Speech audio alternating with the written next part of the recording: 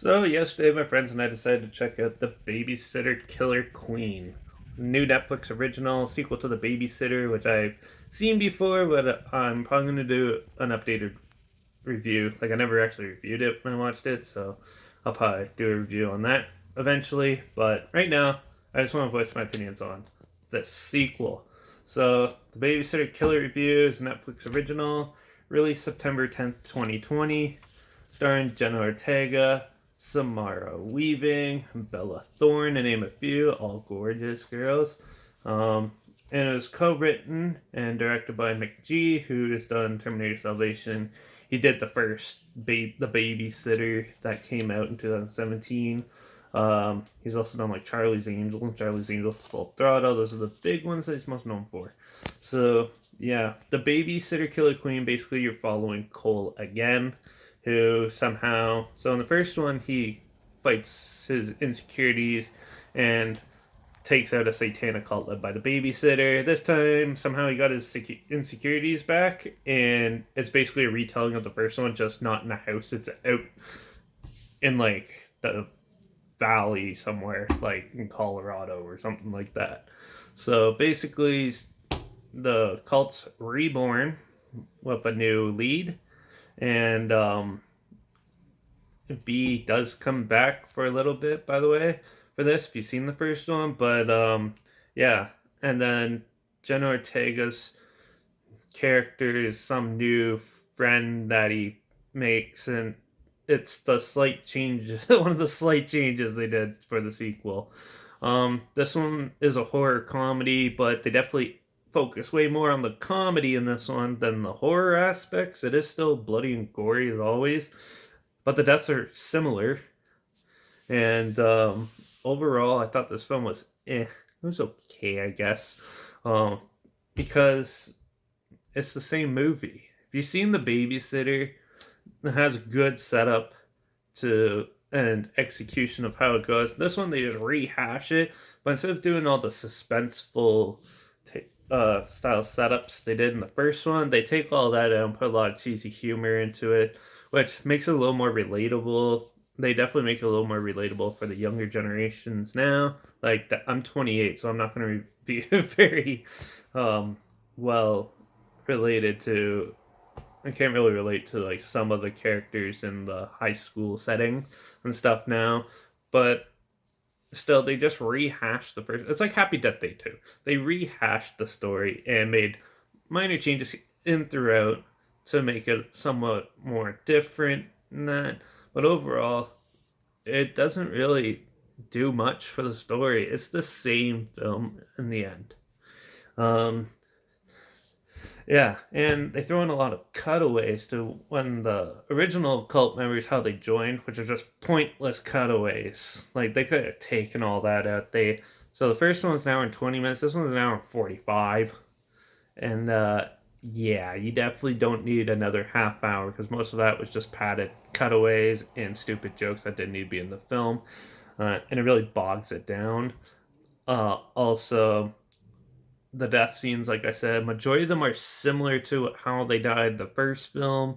They just did a slightly different depending on where they were in the canyon area setting, and they added in a lot more parents dialogue and stuff into it, which is more just stupid parent humor, like parents getting stoned or stealing their dad's car, which is okay, but it's kind of like that's like early 2000s humor, not really now, I find. And overall, some most of the humor didn't really sit well. It was okay though. It's watchable, but don't go in thinking expecting something fantastic like Aliens or something like that. There's definitely it's definitely just a rehash of the first minor tweaks, so it's hit and miss.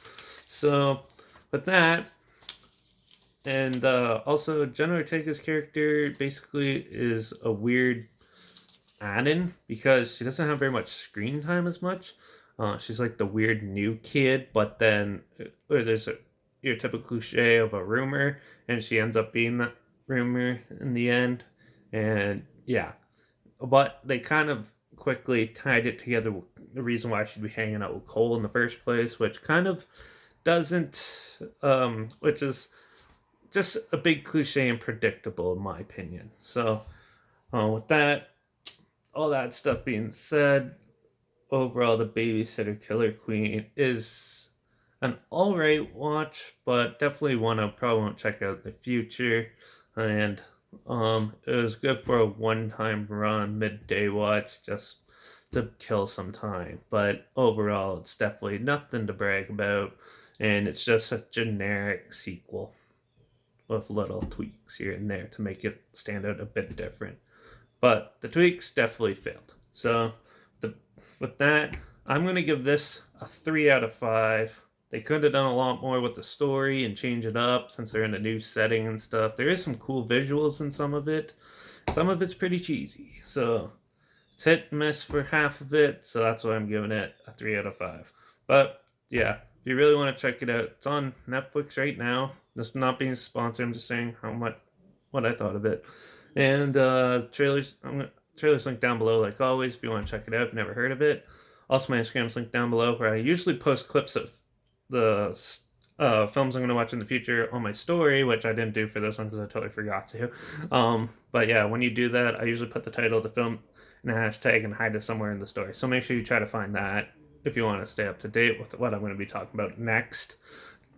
So there's that. Also, make sure you like this video, share it if you really want to, and also obviously subscribe to the channel. Because you never know what I'm going to talk about next. I like talking about films that most people probably never really think of watching, and let you know, or I'll watch really big movies and let you know my opinions on them. But yeah, subscribe because I talk about a lot of other things. So yeah, and also comment down below if you've seen this. Did you think it was a rehash like I did? Do you think it was okay, or did you absolutely hate it? Do you absolutely love it? I'd love to hear your opinions. So make sure you put those down below as well in the comments, and also make sure you comment other films for me to review in the future. That if there's some out there that you want to hear my opinion on, make sure you comment those down below. I'll try my hardest to get to them as soon as I can, or if I can find them at least. And yeah, but yeah, I think it's time.